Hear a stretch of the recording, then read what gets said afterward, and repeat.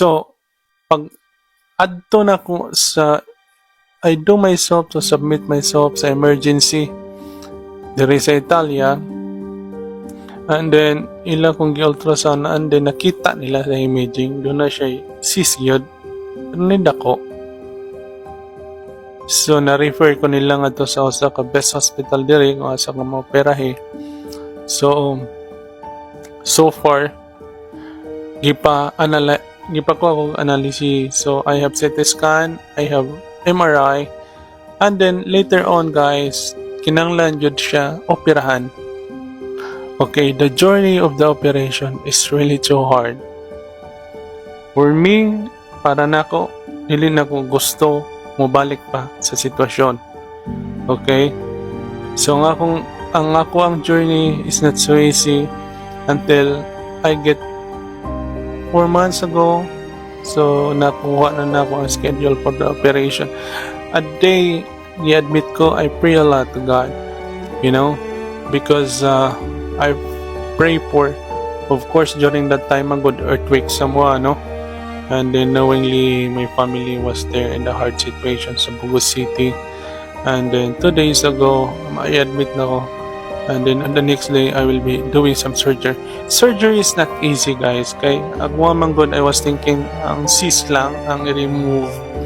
And then wako kay balo at the end of the time, I know nga tibok kidney because suspicious nga doon ay cancer ang cyst.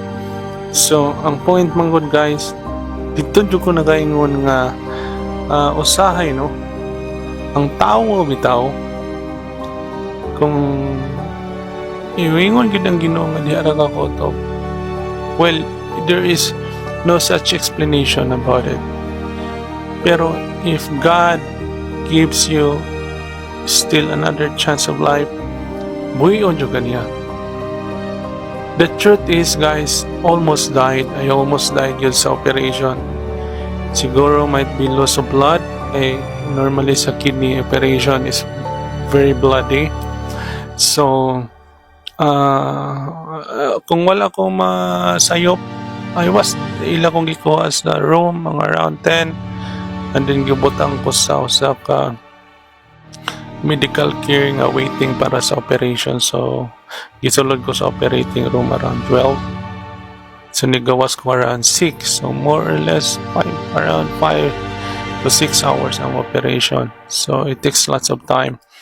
Pero nakaingon kong dili lalim kay nakaingon guys no, ang tawag yun ay no, kung mawala sa kalibutan ba, wala na siya may numduman kung unsa to iyahang bitang kinanglan bitaw niya cover up if there is something no, kailangan niya kana bitaw doon ako'y means pa kinanglan kay during sa ako ang journey man good guys, ako magong nabantayan no, wala na ko sa kong lawas na ako sa usa ka nindot nga lugar, linaw kayo, hayag. I was walking down and I was so happy.